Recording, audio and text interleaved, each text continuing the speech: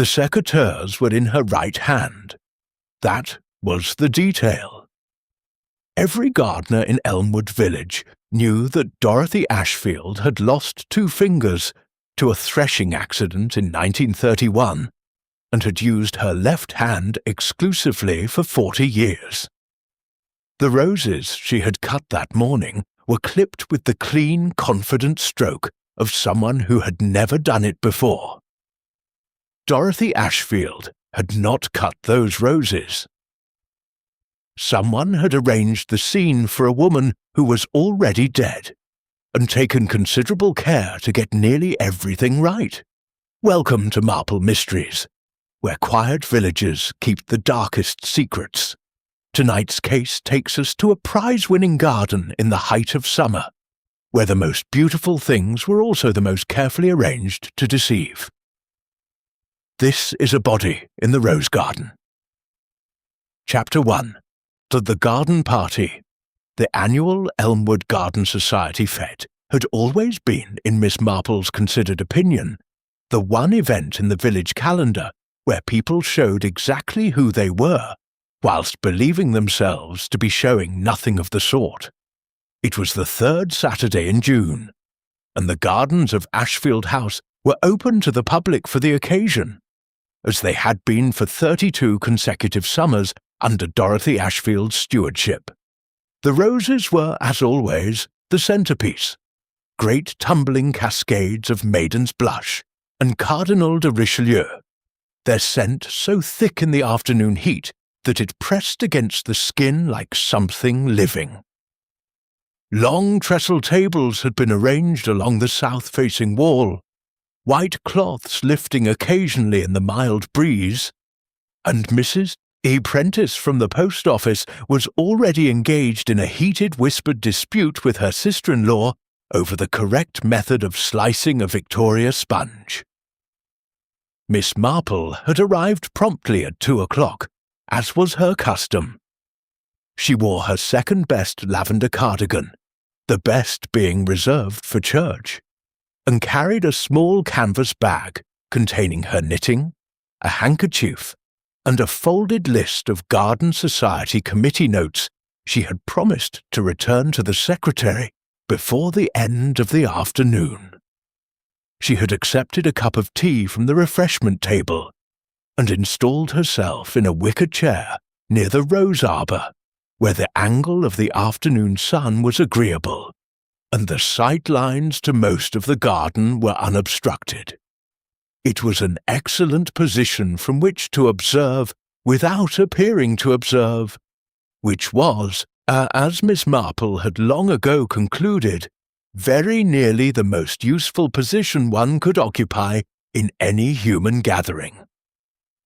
The garden was well attended. She recognized most of the faces. There was Colonel Hartley, red-faced and perspiring in his summer blazer, accepting a second slice of Dundee cake with the guilty satisfaction of a man whose doctor had strongly advised against it. The Faversham girls, twins of 22, recently returned from a year abroad and causing the usual disruption among the younger men of the parish, were admiring the climbing roses with an attention that was clearly directed at something rather closer to ground level. Young Dr. Pemberton, who had taken over old Dr. Soames's practice the previous autumn, stood near the fountain talking to the vicar with the careful animation of a man who was actually watching someone else entirely. Miss Marple had noted him watching Lydia Ashfield. That was, she felt, a matter worth tucking away. Lydia was Dorothy Ashfield's niece, the sole remaining relative, as far as anyone in Elmwood knew, and therefore the sole heir to Ashfield House and its rather considerable grounds.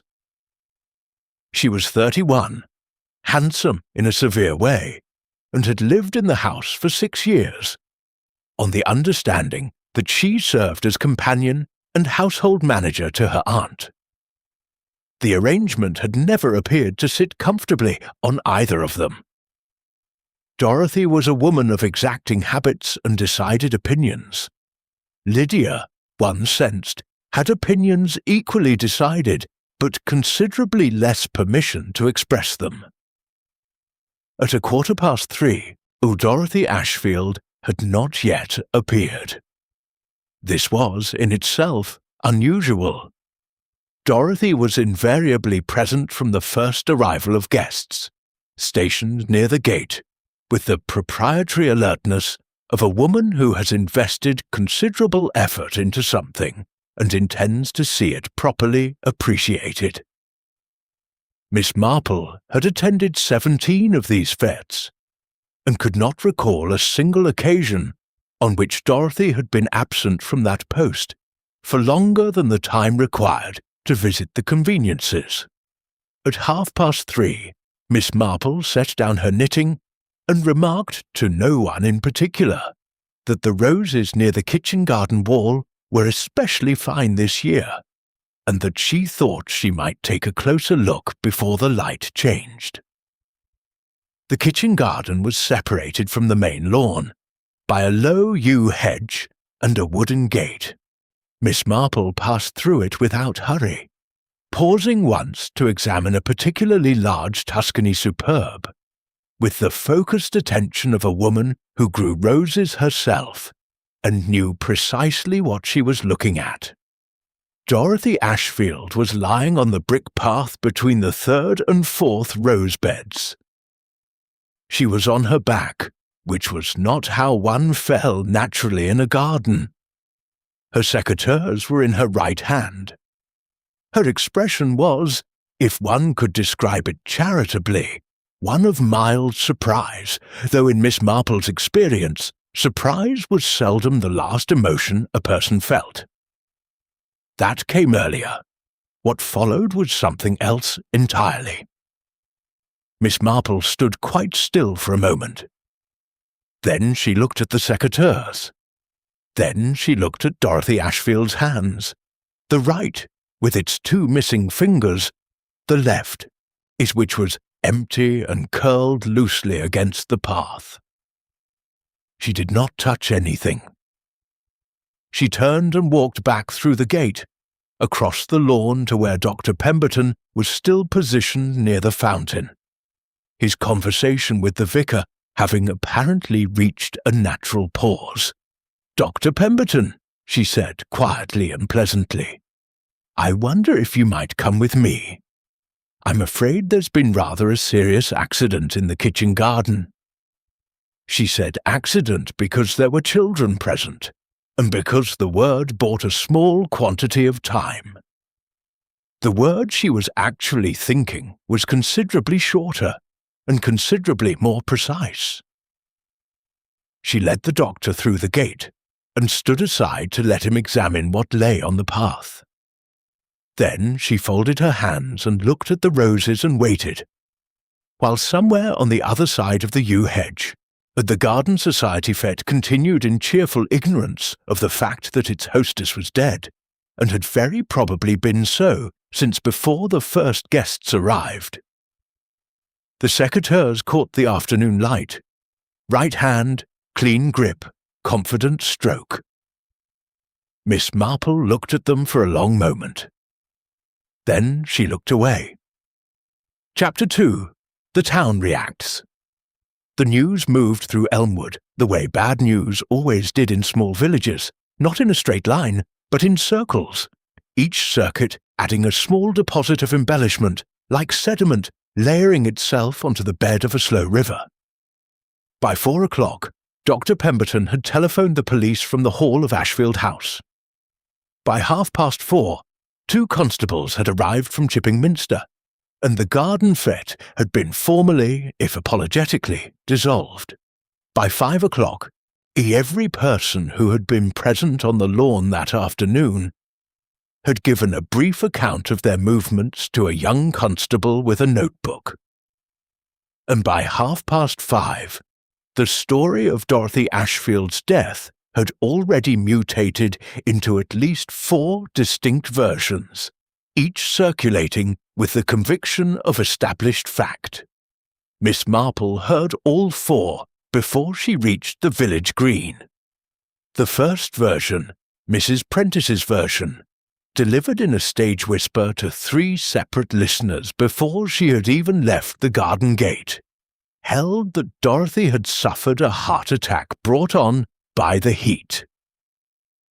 She was not a young woman, Mrs. Prentice observed, with the satisfied gravity of someone delivering a verdict. And she would insist on wearing that dark wool jacket in June. I remarked on it only last month. I said to Gerald, Dorothy Ashfield will bake herself alive one of these summers. The second version originated with Colonel Hartley, who had appointed himself a person of significance in any matter touching on death, having served in 2 campaigns and therefore considered himself on intimate terms with the subject. His account, delivered to a small audience assembled near the refreshment table before it could be dismantled, proposed a fall.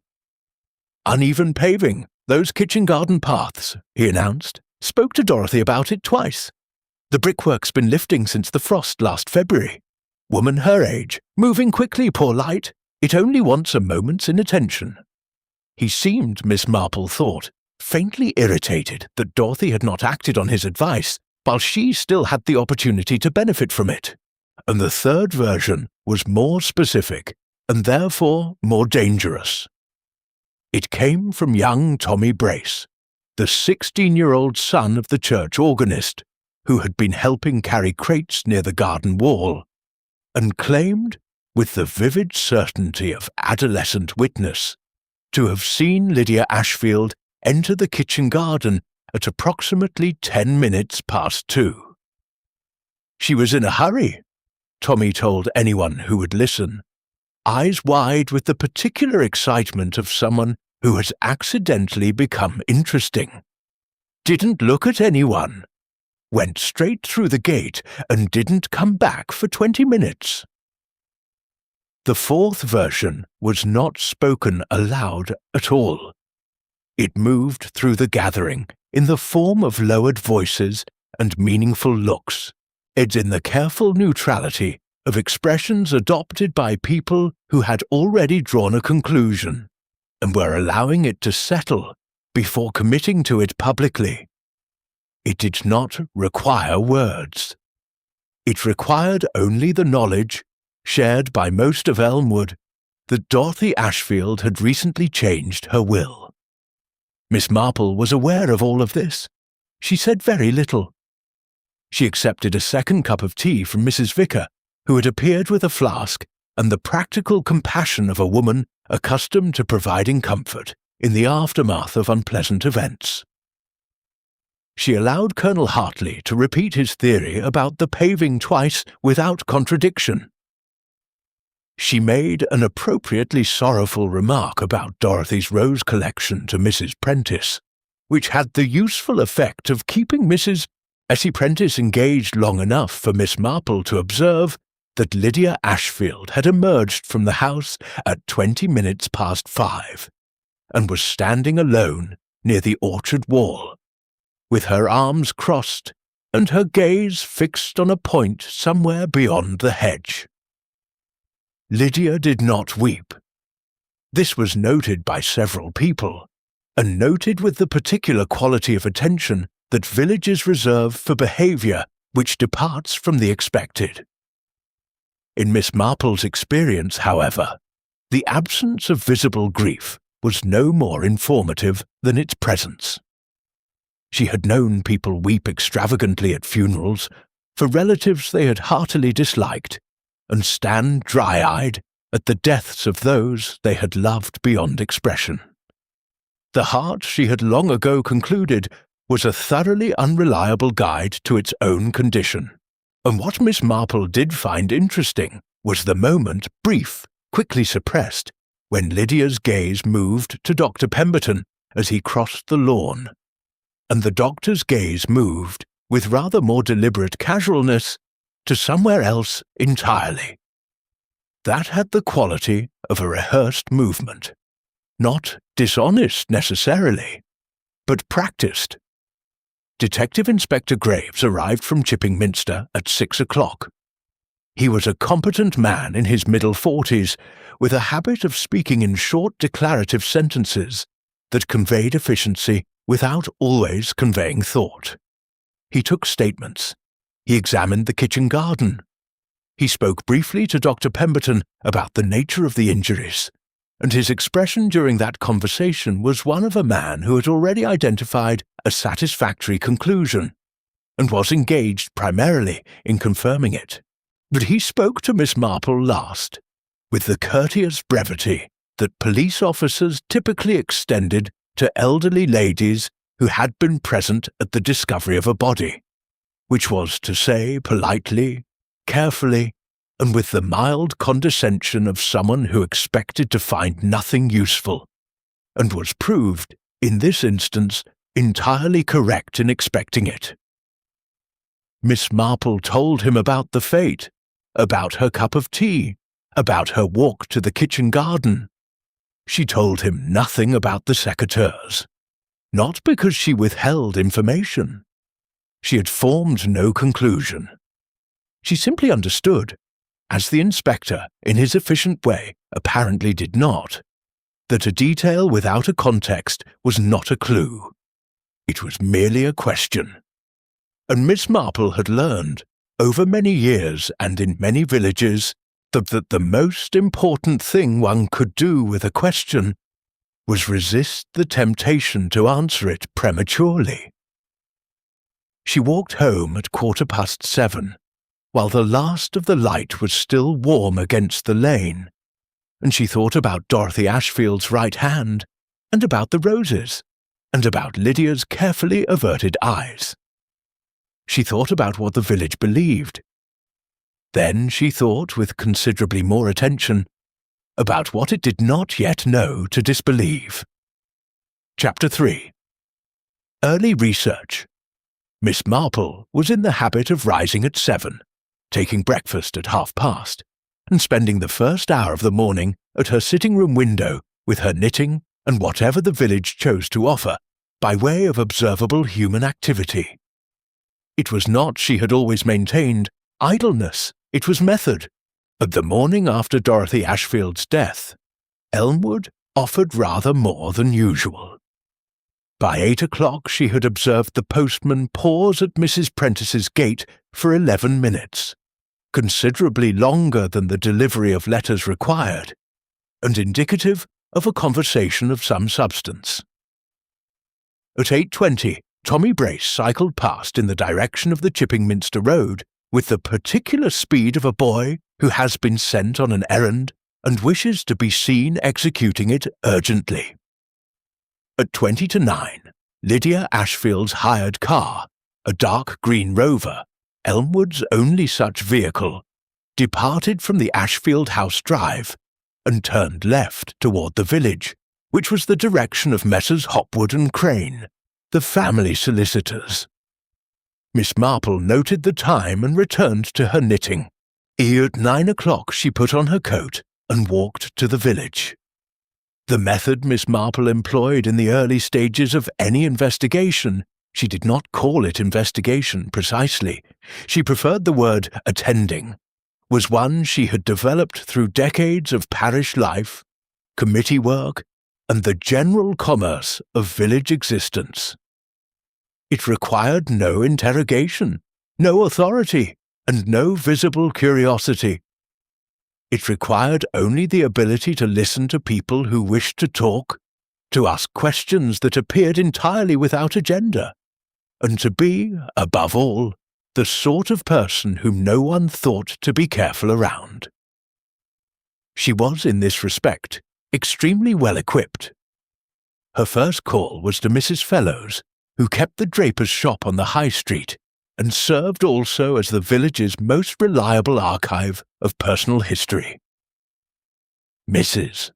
Fellows had lived in Elmwood for 61 years, had attended every notable social occasion for the past 4 decades, and retained a comprehensive memory for the sort of detail that never made it into official records, which was to say, the detail that actually mattered Miss Marple purchased a card of white buttons she did not require, and mentioned, as a natural extension of ordinary conversation, that poor Dorothy's death had been a terrible shock. Mrs. Fellows agreed, and then, because she was Mrs. Fellows, she elaborated. Dorothy Ashfield, it transpired, had altered her will in February, the previous February, not the most recent one, some 14 months ago. The change was not common knowledge, but it was known because Elmwood was Elmwood and Mystert. A Hopwood was not always as discreet over his lunch as a solicitor perhaps ought to be. The original will had left Ashfield House, and its grounds equally between Lydia and a charitable trust for horticultural education. The revised will, according to what had reached Mrs. Fellows through the usual channels, left everything to Lydia outright. Which was only right, Mrs. Fellows said, in a tone suggesting she found it not entirely right at all.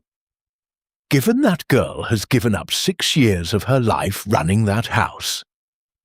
Though whether Dorothy saw it that way or simply changed her mind for her own reasons, nobody could say. Miss Marple asked with gentle interest whether there had been any particular reason for the timing of the change. Miss Fellows looked at her over the counter with the expression of someone who has been waiting to be asked precisely that question. There was some business, she said carefully, about a young man. Not current business, old business, something from before Lydia came to Elmwood. I never got the full story. Dorothy mentioned it once to Mrs. Hartley at the flower show, and Mrs. Hartley mentioned it to my sister, and by the time it reached me, it was rather thin. Something about Lydia and a previous situation. An engagement that came to nothing. Dorothy had apparently not approved at the time, and then, 14 months ago, she changed her mind about all of it. Miss Marple thanked her for the buttons and wished her a pleasant morning. Her second call was to the church, where the vicar's wife, Mrs. Somerton, who was arranging altar flowers with the concentrated ferocity she brought to all domestic tasks. Mrs. Somerton had spoken to Dr. Pemberton at the fete. Miss Marple had seen them together and was curious about what a young doctor, new to a village practice, found to discuss at length with a vicar's wife. The answer, it emerged, was Dorothy Ashfield's health. He was worried, Mrs. Somerton said, tucking a stem of white delphinium into the arrangement with rather more force than necessary. He mentioned it in passing, not in detail. He was quite proper about patient privacy. But he said he had advised Dorothy on several occasions to rest more, to avoid the heat, and that she had not been following advice. She paused. He seemed to feel responsible, in the way young doctors do when they haven't yet learned that patients are their own worst enemies. He asked me whether I knew if she had family she was close to, other than Lydia. And what did you tell him? Miss Marple asked. I told him there was no one. Lydia is all she has, had. Mrs. Somerton corrected herself quietly and looked at the flowers. Miss Marple walked home through the churchyard, which was slower but considerably quieter, and she turned over what she had gathered. It was not evidence. Evidence, in the sense that Inspector Graves would have recognized the word, was somewhere in the kitchen garden, or in the report that the police surgeon would deliver before the week was out. What Miss Marple had was something older and less precise than evidence. She had the shape of things, the outline, in the sense of where the weight of a story was distributed, and where it had, with some deliberateness, been shifted. The roses had been cut by the wrong hand. The will had been changed at an unexplained moment, and a young doctor had been asking quietly about a woman's nearest relative. None of it meant anything yet. but it had begun, as the best things always did, to rhyme. Chapter 4. First Suspects. Detective Inspector Graves made his formal announcement on Monday morning, which was 2 days after the fete, and 1 day after the police surgeon had submitted his preliminary findings. He did so from the front step of Elmwood's small police station, a building that served also as the constable's residence, and, on alternate Thursdays, as a blood pressure clinic, and he spoke with the measured confidence of a man delivering a conclusion he considered settled. Dorothy Ashfield had not, it was confirmed, died of a heart attack, nor of a fall. She had died of asphyxiation. The precise mechanism was still under examination, but the circumstances, the position of the body, the absence of any natural cause that could account for the presentation, had led the police to conclude that they were treating the death as suspicious. A full investigation was underway. Members of the public who had attended the garden fete and had not yet provided a formal statement were invited to do so at their earliest convenience. Elmwood received this information with the outward composure of a village that had been privately certain of it since Saturday evening. By Monday afternoon, the name circulating most consistently was Lydia Ashfield's. Miss Marple heard it from 4 separate sources between noon and 3 o'clock, each of whom arrived at the same conclusion by a different route, which was, she reflected, rather like watching 4 different people solve an arithmetic problem incorrectly, and all arrive at the same wrong answer. Unanimity was not evidence. In her experience, it was frequently the opposite. The case against Lydia, as assembled by collective village opinion, rested on several points. She stood to inherit. She had been seen entering the kitchen garden at 10 minutes past 2. Tommy Brace's account had achieved the status of established fact within 48 hours, which said something both about Tommy's conviction and about the village's appetite for a coherent narrative, and she had not wept visibly. And there had been, according to Mrs. Prentice, whose intelligence network was both extensive and imprecise, some manner of argument at Ashfield House on the Thursday prior to the fete.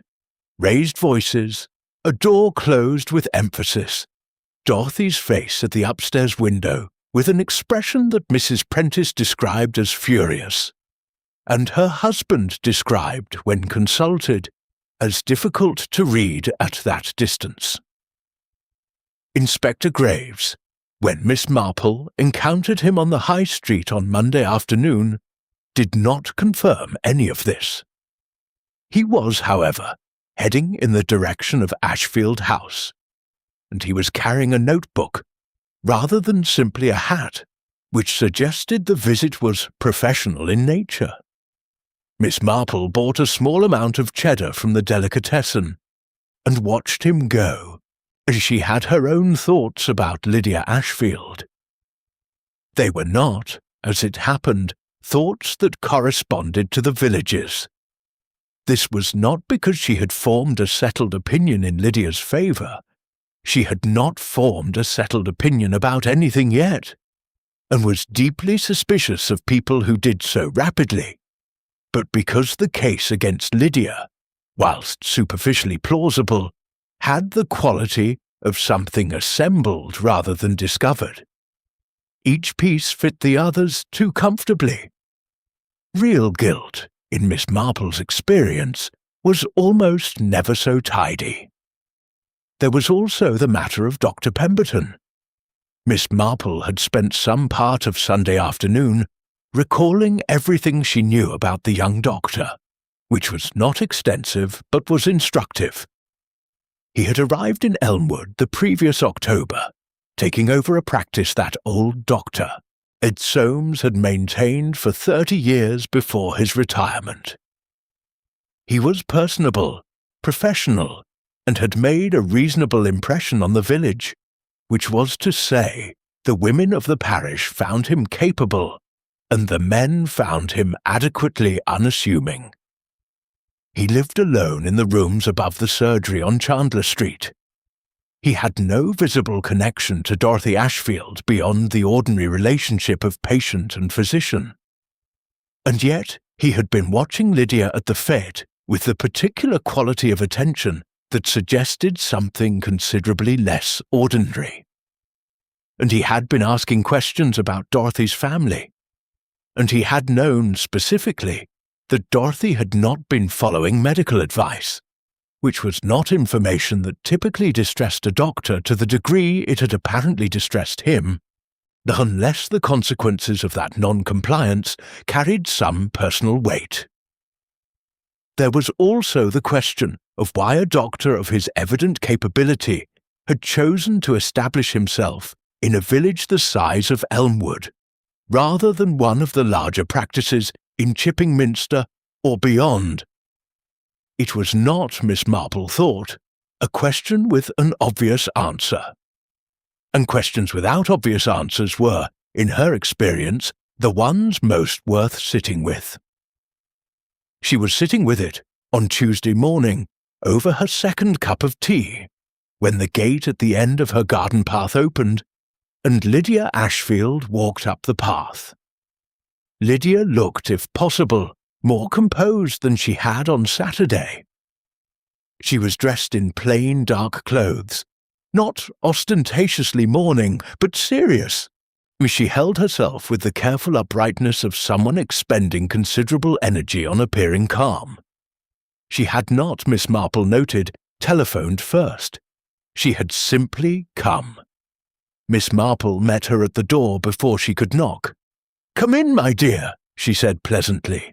"I had just made a fresh pot." Lydia sat in the chair by the window, the chair Miss Marple usually kept for guests she wished to observe in good light, and accepted tea with both hands wrapped around the cup, as a person who was cold will do, though the morning was entirely mild.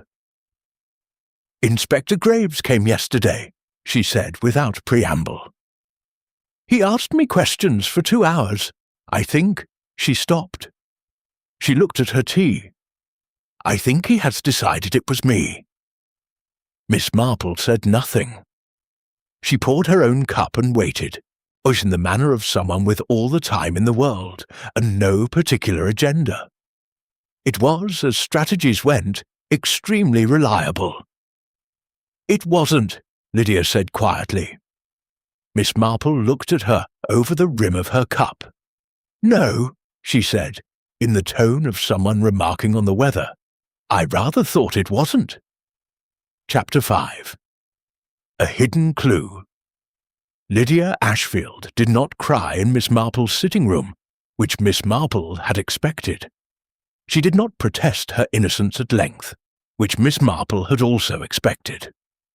What she did instead was something considerably more useful. She talked. She talked in the careful, measured way of someone who has been holding a large weight for several days, and has finally identified a surface on which it might safely be set down. She talked about the 6 years at Ashfield House, the routines, the obligations, and the slow compression of living in close quarters with a woman of Dorothy's particular temperament. She talked about the argument on Thursday, which had concerned, as most of their arguments had concerned, the question of Lydia's future. Dorothy had wanted Lydia to remain at Ashfield House indefinitely. This had been the unspoken arrangement since the beginning, and Dorothy had recently begun making it explicit, which Lydia found considerably more alarming than the unspoken version. There was a new clause, apparently, being discussed with Mr. Hopwood, something relating to conditions of inheritance, something that would require Lydia's continued residence as a term of receiving the estate. "She didn't say it unkindly," Lydia said. "That was what made it difficult. She said it as though she were offering me something rather than closing a door." Miss Marple nodded, in the way she had that implied comprehension without comment. "I told her I needed to make my own life. She told me I already had one. Lydia set her cup down precisely. And that was Thursday. Miss Marple asked at this point a question that appeared entirely peripheral. She asked about the roses, specifically who had tended them in the days before the fete, and whether Dorothy had been in the garden herself that week. Lydia looked momentarily surprised by the change of direction. Then she considered. Dorothy was in the garden on Friday morning, she said. I remember because she asked me to bring her pruning gloves out to her. She'd left them in the potting shed. She was cutting the climbers on the south wall. Not the kitchen garden roses. The kitchen garden beds were already done. She'd finished those on Wednesday. Miss Marple kept her expression entirely pleasant. Wednesday, she repeated lightly. Yes, she spent most of Wednesday afternoon in the kitchen garden. Said she wanted them perfect for Saturday. Lydia paused. She always cut them herself. She didn't trust anyone else with the exhibition beds. After Lydia had gone, with Miss Marple's assurance of nothing specific, only the warm implication that she was not entirely alone in her situation, Miss Marple sat for a long while with her knitting untouched in her lap. The roses in the kitchen garden had been cut on Wednesday. Dorothy had done it herself with her left hand, as she had done everything for 40 years. She had finished them completely, to her own exacting standard, for 2 days before the fete. There would have been no reason to cut them again on Saturday. They were exhibition roses at their peak, already prepared. And yet when Miss Marple had found Dorothy's body, there were fresh cuttings. 3 stems of Cardinal de Richelieu, clipped cleanly and lying beside the nearest bed, as though Dorothy had been in the act of cutting them when she died. Fresh cuttings, right hand, a task that had already been completed. Miss Marple picked up her knitting and set it down again. Someone had placed those stems, someone who had known enough to bring secateurs, enough to arrange a body with approximate plausibility, but not enough to know that Dorothy Ashfield had not used her right hand in 4 decades, and the staging was the work of a person who understood what a gardener's death should look like, without knowing quite enough about this particular gardener. That narrowed things considerably. The following morning, Miss Marple made a request that surprised even herself by its practicality. She telephoned the Chipping Mystert Horticultural Society, of which she was a long-standing member, and asked to speak with their record secretary regarding the Ashfield House garden history. She was not entirely sure what she was looking for. She was looking, as she often looked in the early stages of understanding, for the thing that should have been there and was not. She found it in 11 minutes. The Ashfield House kitchen garden had been entered in the county rose trials for each of the past 12 years. Dorothy Ashfield had submitted a formal exhibitor's record each year. Variety, date of first cut, date of peak, date of submission. Miss Marple asked the record secretary to read her the entry for Cardinal de Richelieu for the current year. Date of peak, 15th of June. That was Saturday. The day of the fete. The day Dorothy died. Date of submission for judging, 16th of June, the following day. Miss Marple thanked the secretary and replaced the receiver with the careful deliberateness of someone to whom a thing has just become clear. Dorothy Ashfield had been intending to submit those roses to the county trials the day after the fete. She had cut them on Wednesday to monitor their development. She would not have touched them again before Sunday, certainly not on Saturday afternoon, as when a single careless cut could compromise an exhibition stem at its precise moment of peak. Dorothy had not been in that garden voluntarily. She had been brought there, arranged there, by someone who had known about the garden but not well enough. Not the way a person knew it who had lived alongside it for 6 years. Not the way Lydia knew it. The way a person knew it who had visited, who had looked, who had taken note of the general form of things without absorbing the particular detail that distinguished knowledge from familiarity. Miss Marple sat very still.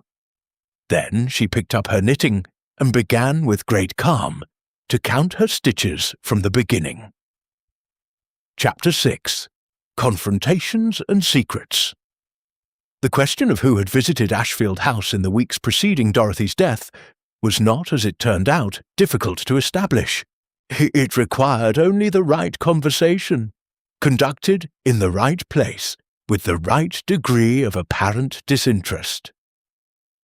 Miss Marple chose the post office.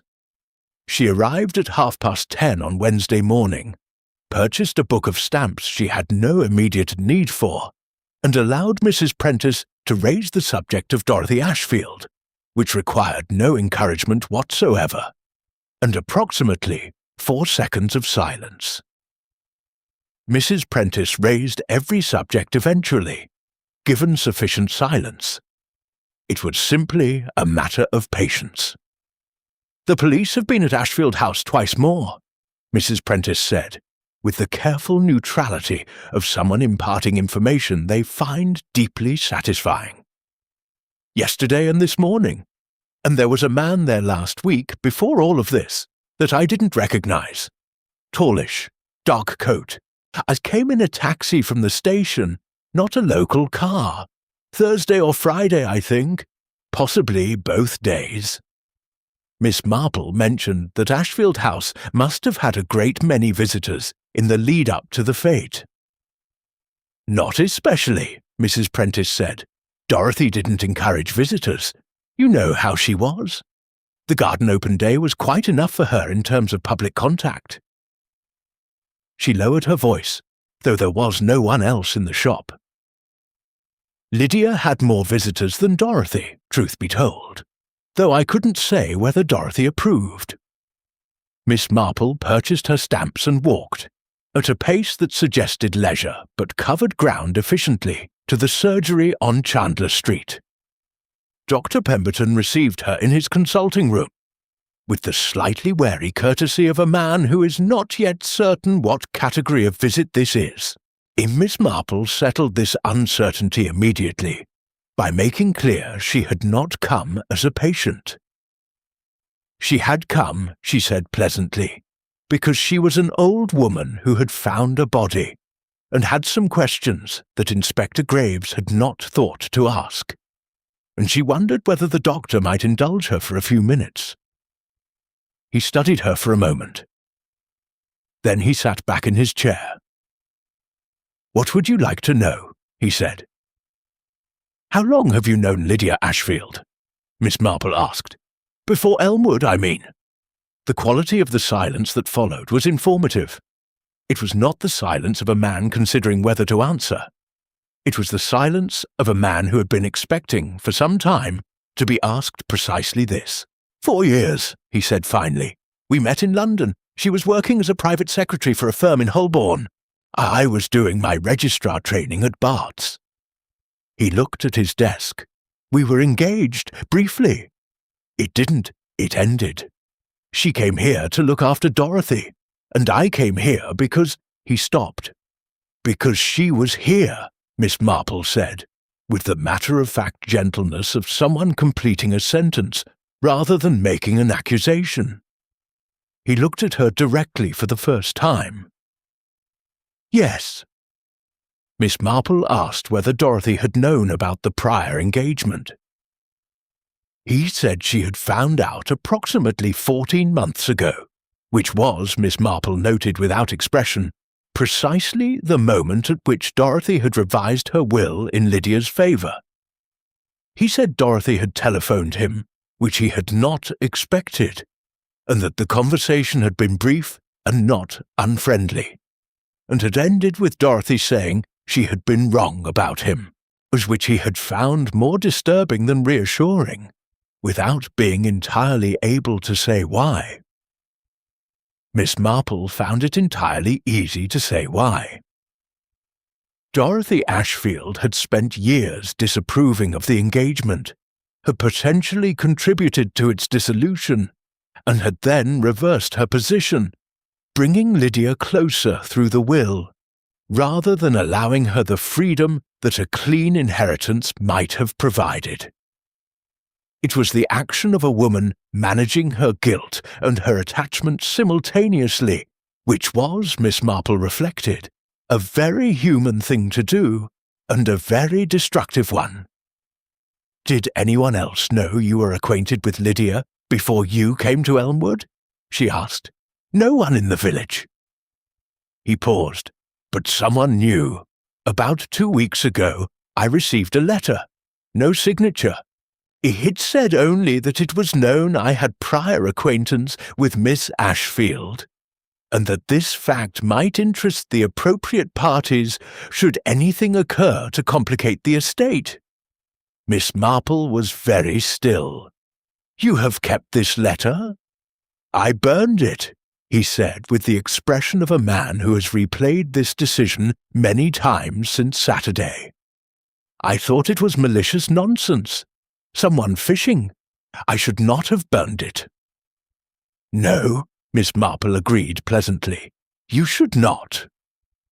She walked home through the long way, past the churchyard and along the field path that bordered the Ashfield estate on its western side. From this angle, the kitchen garden wall was visible above the hedgerow. Old red brick, warm in the midday light, entirely peaceful in its appearance. She thought about the anonymous letter. It had arrived 2 weeks before Dorothy's death. It had been addressed to Pemberton, not to Dorothy, not to the solicitor. It had threatened exposure of the prior connection between the doctor and Lydia, which meant someone had known about that connection. Someone who had also known enough about Ashfield House to move through its kitchen garden with sufficient confidence to stage a scene, but not sufficient intimacy to know about Dorothy's hand, or the rose trials, or the precise and particular way that a woman who had tended those beds for 30 years would and would not behave in them. Someone who had been there, recently, observing. The man in the dark coat arriving by taxi from the station. Miss Marple paused at the field gate and looked at the wall for a long moment. Then she continued home, and for the first time since Saturday, as she felt the shape of the thing beginning to resolve itself into something she could almost, but not quite yet, name. Chapter 7. Another twist. The letter arrived at Miss Marple's cottage on Thursday morning, which was 5 days after the fete, and 1 day after her conversation with Dr. Pemberton. It was addressed in a hand she did not recognize. Neat, slightly compressed. The hand of someone who had been taught to write carefully and had maintained the habit without affection for it. There was no return address. The postmark was Chipping Minster. Miss Marple read it at the kitchen table with her second cup of tea cooling beside her, and read it again.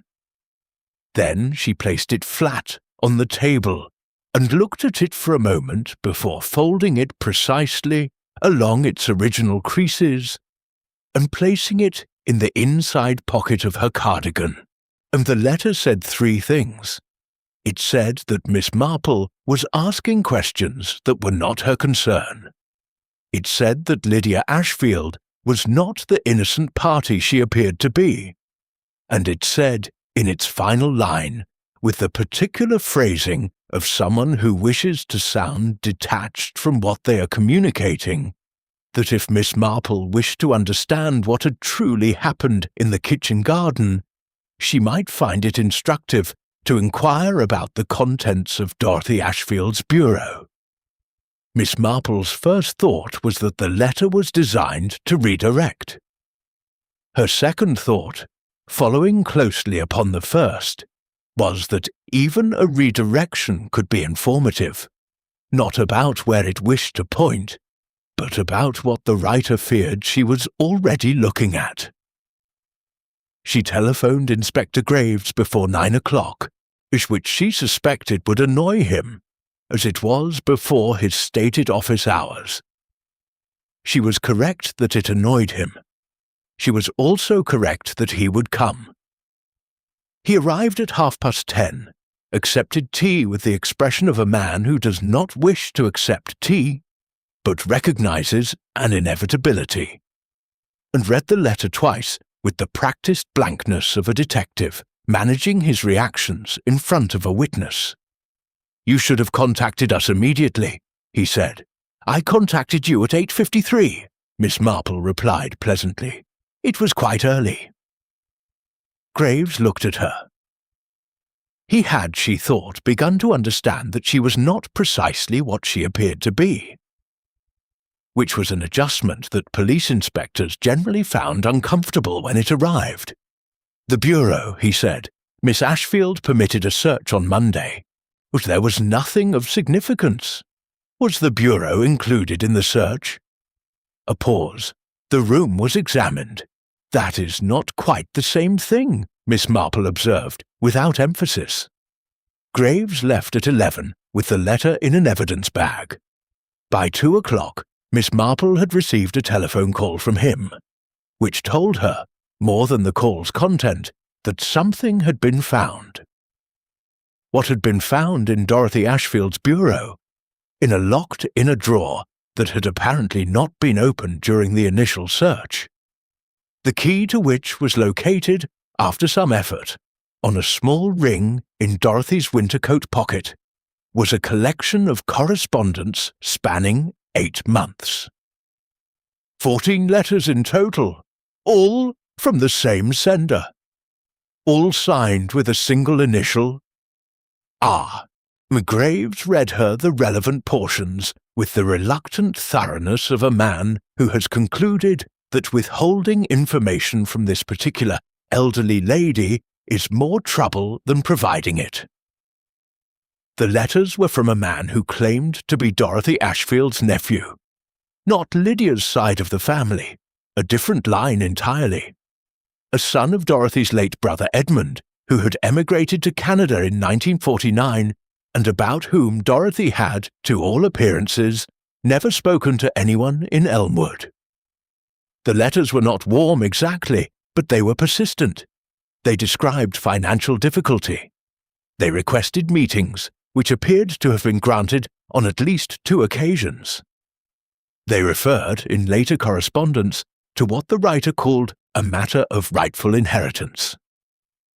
The final letter was dated 4 days before the fete. It said, and in its closing paragraph, that the writer intended to be in Elmwood on Saturday and wished to speak to Dorothy at the gathering, as he felt a public setting would be mutually preferable to another private meeting, that she would afterwards deny had taken place.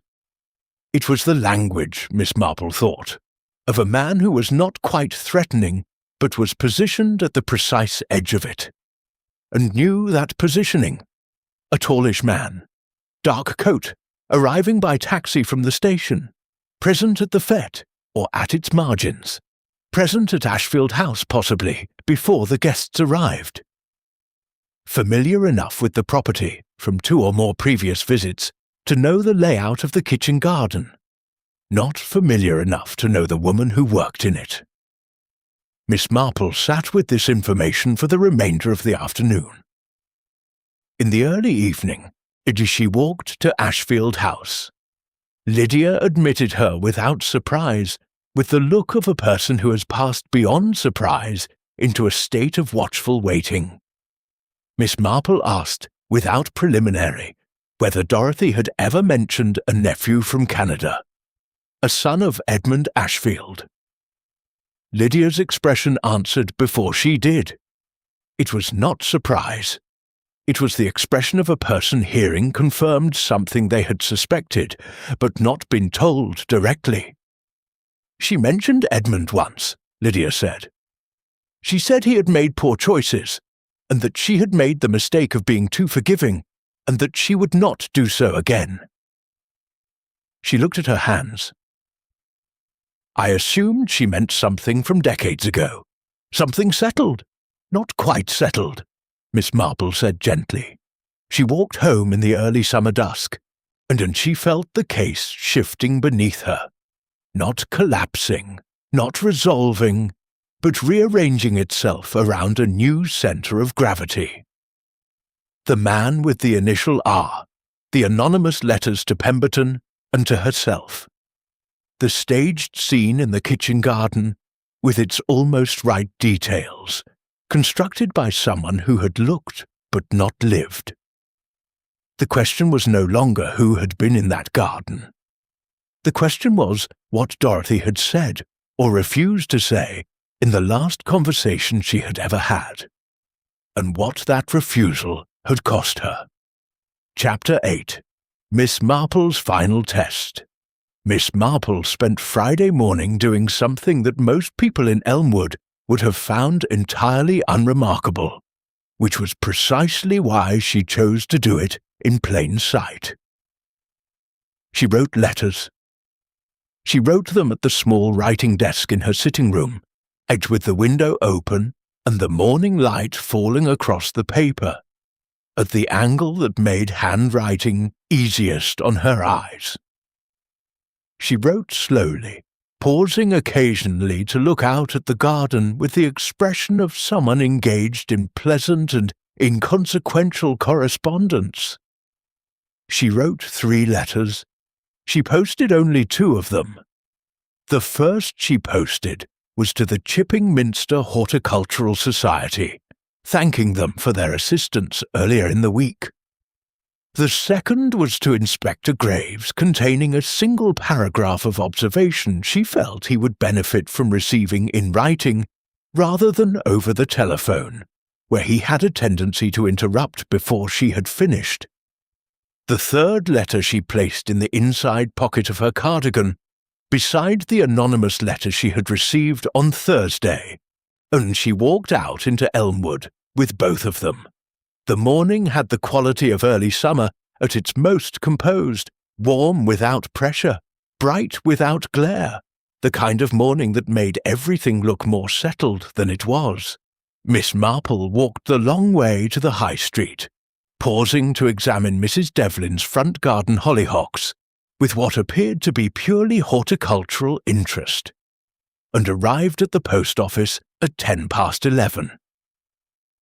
She did not go inside. She sat on the bench beside the pillar box, opened her canvas bag, and took out her knitting. Then she waited.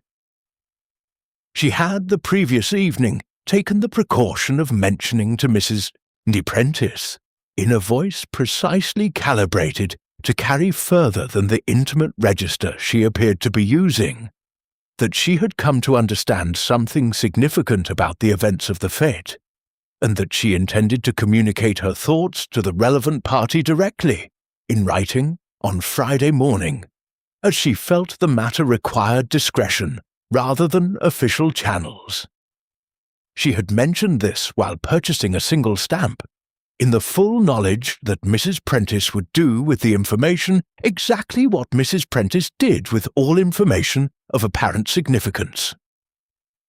By 10 o'clock that morning, Miss Marple was reasonably confident it would be known in the correct quarter that she had written a letter and was about to post it.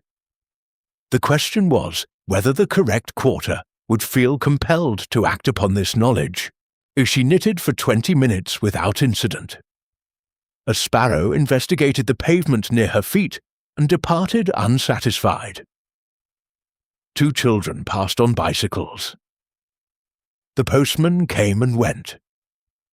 At 11:25, a dark green Rover turned the corner from the Ashfield House direction and parked 50 yards up the street. The man who stepped out of it was tallish, in his middle 30s, wearing a dark coat despite the warmth of the morning.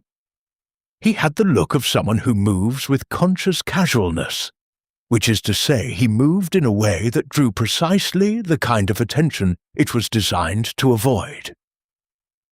He did not approach her immediately. He stood near the newsagent's window for several minutes, looking at the display in a way that suggested he was not looking at the display. Miss Marple continued to knit, as she was on a particularly complex section of cable pattern, and gave it her complete apparent attention. When he sat down on the bench beside her, she did not look up. "Miss Marple," he said. "Yes," she said pleasantly, counting stitches. "I understand you've been making inquiries."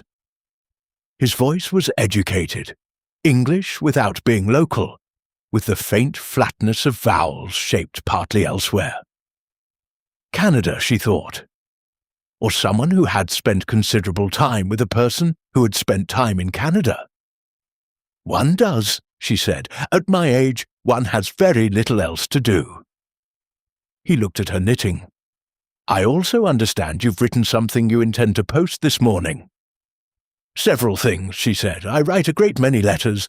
I find it keeps the hands occupied and the mind clear." She paused a row. "You're Richard Ashfield," she said.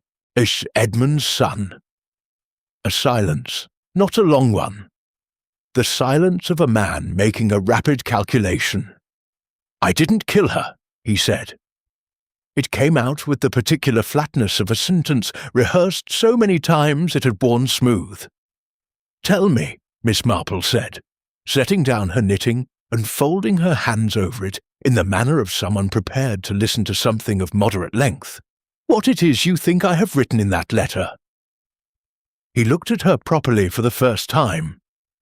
She met his gaze with the mild, attentive expression that people consistently underestimated, which had always struck her as one of the more useful things about her face. "I think," he said slowly, "that you know I was there. On Saturday. I know you were at the garden," she said. "I know you had arranged to speak with Dorothy. I know she refused, at the fete. You're before it. I know you went to the kitchen garden, possibly to press the matter. And I know that you found her there, already dead, and that instead of raising the alarm, you arranged the scene and left." She picked up her knitting again. "What I have not yet established to my own satisfaction is whether you arranged it to conceal what had happened, or because you believed you would be accused and panicked. There is a considerable moral difference between those two things, though the legal difference is perhaps more modest." Richard Ashfield was very still. "She was dead," he said. "When I found her, she was already dead." "Yes," Miss Marple said. "I rather think she was."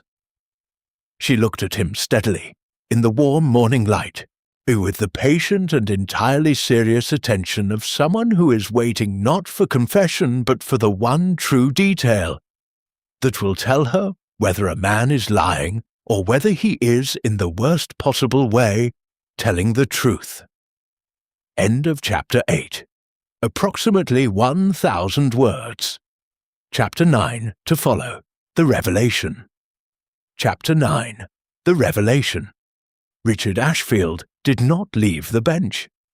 That, in Miss Marple's estimation, was the most significant thing he did in the entirety of their conversation.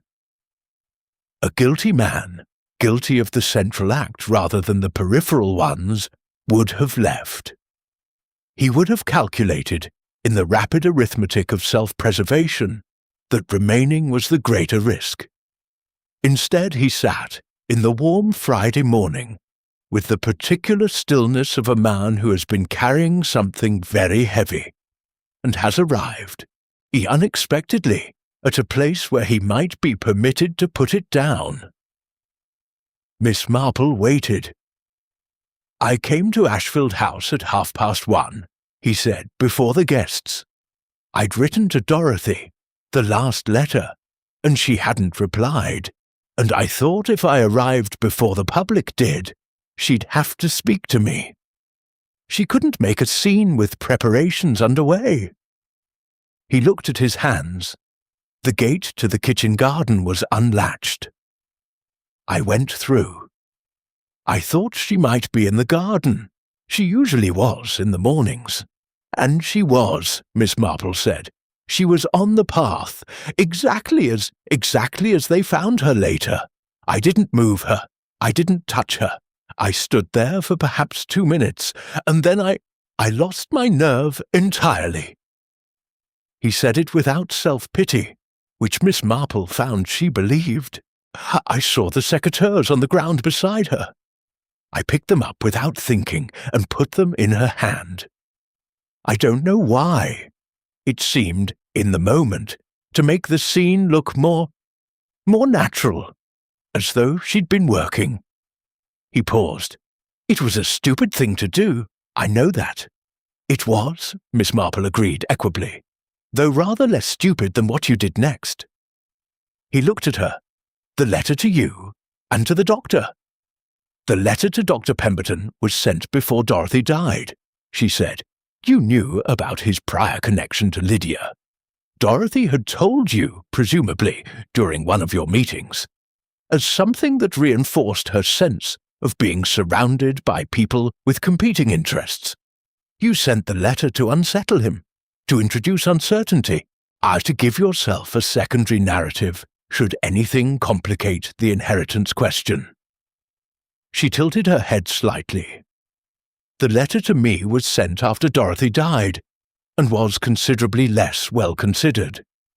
You wished to redirect my attention toward Lydia, but by directing me toward the bureau, you inadvertently confirmed that you knew the bureau contained correspondence, which meant you had either seen it or been told of it. Dorothy would not have shown you willingly, which meant you had been in that house with sufficient access and insufficient supervision. Richard was quiet for a long moment.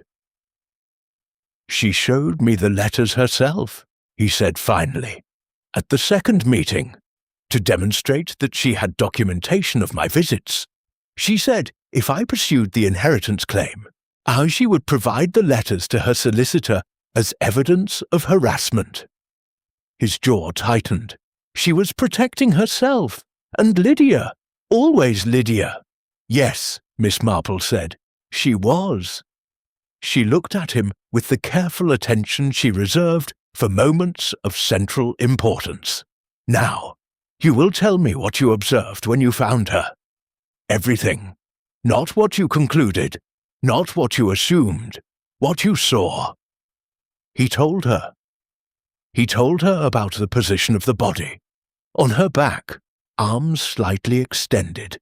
The expression he had described to himself at the time as peaceful, which had been his mind's way of managing what he was seeing. He told her the garden had been silent. He told her the gate from the main lawn had been open, not just unlatched as he'd found the outer gate, but standing open by several inches. Miss Marple was very still. The inner gate, she said, the gate connecting the kitchen garden to the main lawn. Open. Yes. And what time did the first guests arrive at the fete? I heard voices on the front lawn at approximately 1:45, perhaps a little before. Miss Marple set her knitting into her bag with the deliberate care of someone who needs her hands to be still and occupied. She thought about the inner gate. She thought about the timeline.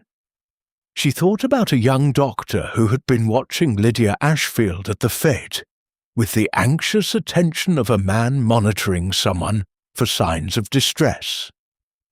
She thought about the precise moment at which anxiety of that quality became something other than general concern. She thought about what Mrs. Somerton had told her, that Pemberton had known Dorothy was not following medical advice, that he had seemed specifically distressed about it. A doctor who knew his patient was deteriorating. A doctor with a prior claim, emotional, not legal, on the principal beneficiary, a doctor who had arrived at the fete and immediately positioned himself with clear sightlines to Lydia and to the gate. Not monitoring Lydia for distress, monitoring the gate, waiting to see who came through it, because he had already been through it himself. Miss Marple stood up. She did so without drama, with the unhurried movement of a woman of her age rising from a bench, and she looked at Richard Ashfield with an expression that was not unkind. "Dorothy did not die of her illness," she said quietly. "She was helped to die by someone who told himself it was a mercy, and who then watched from the lawn as the fete proceeded, and who experienced very considerable distress when he understood that someone else had found her first and interfered with the scene." She paused. "He sent you the letter because he knew you had been at the house. He needed a suspect. You obligingly made yourself one." Richard stared at her. "Pemberton, go home," Miss Marple said. "Telephone a solicitor, then speak to Inspector Graves and tell him everything you have told me. The entire truth, including your own conduct. It will be better, considerably better, if it comes from you first." She picked up her canvas bag. She had not posted the third letter. She had never intended to. It was blank. She walked to the surgery on Chandler Street with the quiet, unhurried purpose of someone who has, after considerable patience, arrived precisely where she intended to be. With Chapter 10, Consequences. Dr. Pemberton was in his consulting room when Miss Marple arrived. He was sitting at his desk with the stillness of a man who has been sitting in the same position for a considerable time and has ceased to notice it. The morning surgery was over. The waiting room was empty. The receptionist, a part-time arrangement, Tuesdays and Fridays, had gone home. There was nothing between Miss Marple and the consulting room door except a short corridor and her own unhurried footsteps. She knocked once and entered. He looked up without surprise, which told her everything she needed to confirm. A man genuinely surprised by an unexpected visitor shows it in the body before the face has time to arrange itself. Pemberton's face and body were entirely aligned. He had been expecting her, or something like her, for some time. "Miss Marple," he said, "Dr. Pemberton." She sat in the patient's chair without being invited, which she had found over many years to be one of the most quietly destabilizing things a person could do in another person's professional space. "I think we should talk about Dorothy." He looked at his desk.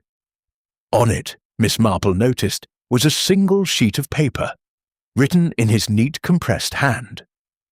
Not a prescription. The lines were too long, the spacing too deliberate. "You've already written it down," she said gently. "I've been trying to," he said, "since Wednesday. I can't seem to—" He stopped. "I can't find the right way to begin." "The beginning," Miss Marple said, "is usually the simplest part. It is only made difficult by the desire to explain before one has finished describing." He looked at her for a long moment. Then he talked, and he had gone to Dorothy Ashfield on the morning of the fete. Not during the fete, before it at 11:30, through the kitchen garden gate which Dorothy had left unlatched for him, as they had arranged. He had been treating her for 8 months for a progressive cardiac condition that she had, with characteristic resolution, declined to discuss with anyone, including Lydia. The condition had deteriorated in April to a point where Pemberton had told her plainly that her heart was failing, and that the rate of decline was not consistent with more than a few months of reasonable health. Dorothy had received this information with the composed acceptance of a woman who had always preferred difficult facts to comfortable approximations, and had asked him 2 questions. The first was whether Lydia would be provided for, and the second was whether there was anything that could be done to ensure that what was coming did not require Lydia to watch it happen over a prolonged period. He had told her, professionally and clearly, that there was not. That palliative care was available, that suffering could be managed, that modern medicine could offer her comfort.